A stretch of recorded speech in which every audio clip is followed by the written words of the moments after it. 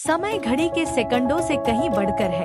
यह कहानियाँ, विकल्प और वो दुनियाएं हैं जिन्हें हम पीछे छोड़ जाते हैं। फॉर्म टेक प्लेनेट में आपका स्वागत है, जहां भविष्य अतीत से मिलता है और नवाचार तारों और स्क्रीन से कहीं बढ़कर है। आज हम आवर टाइम्स 2025 में गोता लगाते हैं, एक अद्भुत विज्ञान कथा, प्रेम कथा जिसमें 1966 के दो भौतिक विज्ञानी नोरा और हेक्टर एक ऐसी दुनिया में धकेल दिए जाते हैं जिसकी उन्होंने कभी कल्पना भी नहीं की थी। एक नई आजादी को अपनाता है, दूसरा जो जानता था उसे थामे रखने के लिए संघर्ष करता है।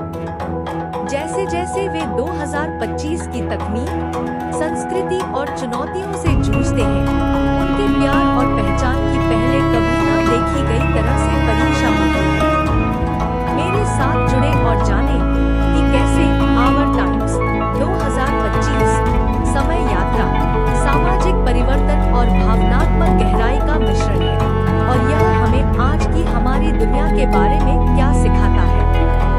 चलिए शुरू करते हैं।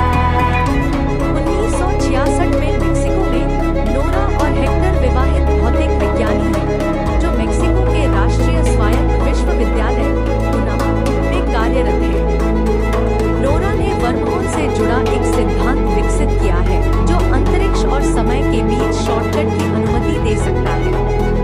उनका तर्क है कि जब ग्रह हर 30 साल में एक सीध में आते हैं तो एक वर्महोल बन सकता है जिससे समय यात्रा संभव हो सकती है। अपनी बुद्धिमत्ता और योगदान के बावजूद नोरा को लैंगिक भेदभाव का सामना करना पड़ता है। विश्वविद्यालय के डीन केवल हेक्टर को ही उपकरण देने की अनुमति देते हैं और नोरा के अनुरोध जैसे सहायकों के लिए इसलिए खारिज कर दिए जाते हैं क्योंकि वह एक महिला है। साझा पर क्लिक करें। स्थानीय और दुनिया भर में साझा। इसके अलावा नोरा की छोटी बहन रेबेका कहती है, नोरा और हेक्टर के अपने पूरे बच्चे नहीं हैं। विश्वविद्यालय द्वारा परिणाम दिखाने के दबाव में वे टाइम मशीन तैयार करते हैं। उनकी योजना भविष्य में केवल 15 मिनट की यात्रा करने की है, लेकिन एक गलत गणना या उपकरण की खराबी के कारण उन्हें 59 साल आगे भेज दिया जाता है। 2025 वे एक पुराने रेल यार्ड में पहुंचते हैं जहां उनके अधिकांश उपकरण क्षतिग्रस्त हो चुके हैं।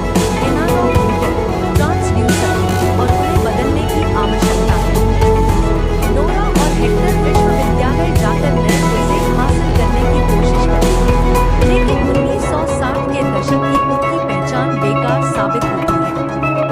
उन्हें एक रिसेप्शनिस्ट मिलता है जो उन्हें एक आयताकार उपकरण, स्मार्टफोन जैसा कुछ इस्तेमाल कर रहा होता है और उन्हें तकनीकी बदलाव की भयावहता का एहसास होता है।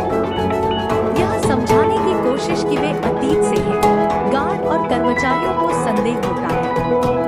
आखिरकार वे जूलिया के पास पहुंचते हैं, जो विश्वविद्यालय की डीन है और नोरा की पूर्व छात्रा निकलती है। जूलिया का मानना था कि नोरा और हेक्टर ने समय यात्रा की थी जब वे 1960 के दशक में गायब हो गए थे और उन्होंने सुरागों का पीछा किया था।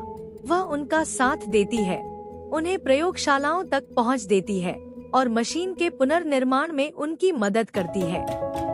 लेकिन वे टैकीन उत्पन्न करने में संघर्ष करते हैं, जो समय यात्रा प्रक्रिया का एक प्रमुख तत्व है। 2025 में रहते हुए दोनों को सामाजिक और व्यक्तिगत भटकाव का सामना करना पड़ता है। नोरा इस बात से हैरान है कि महिलाएं सामाजिक रूप से कितनी आजादी से घूमती हैं। कामुकता, नारीवाद और स्वायत्तता पर कितनी खुलकर चर्चा होती है।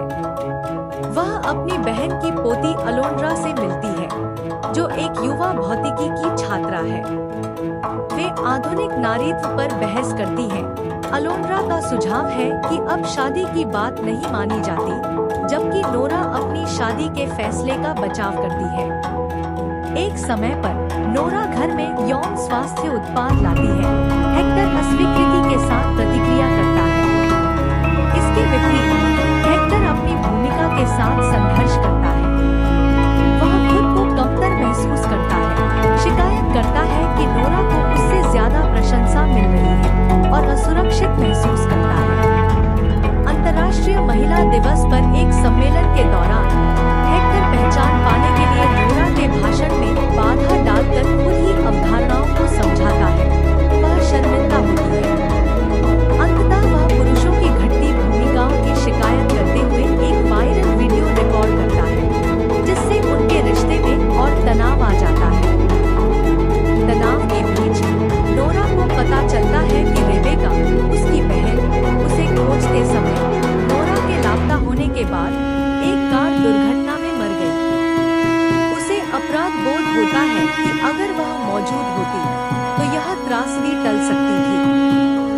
लेकिन रेबेका की बेटी उसे बताती है कि उसकी मां की जान अभी भी खतरे में हो सकती थी और नोरा को वापस लौटने के लिए अपनी वैज्ञानिक क्षमता को नहीं छोड़ना चाहिए।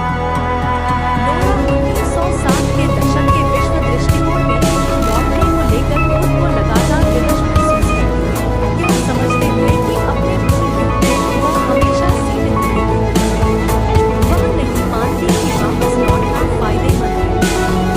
हेक्टर को लगता है कि वे दोनों साथ लौटेंगे, लेकिन जब नोरा मना करती है तो हेक्टर अकेले वापस जाने का दर्दनाक फैसला करता है। वह अपने पीछे एक भावपूर्ण पत्र छोड़ जाता है, जिसमें वह उसकी उपलब्धियों को स्वीकार करता है कि वह अतीत में फंसा हुआ है और वह उसे रोकना नहीं चाहता। नोरा पूरी तरह टूट जाती है, लेकिन जूलिया उसे 2025 में पूरी तरह जीने के लिए प्रोत्साहित करती है और उसे यकीन दिलाती है कि बर्फपूर्ण सत्याग्रह 30 साल बाद फिर से होगा।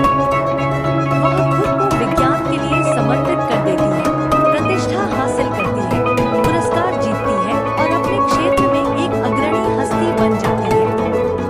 3 दशक बाद नोरा एक नई टाइम मशीन बनाती है और हेक्टर से मिलने के लिए 1996 में जाती है।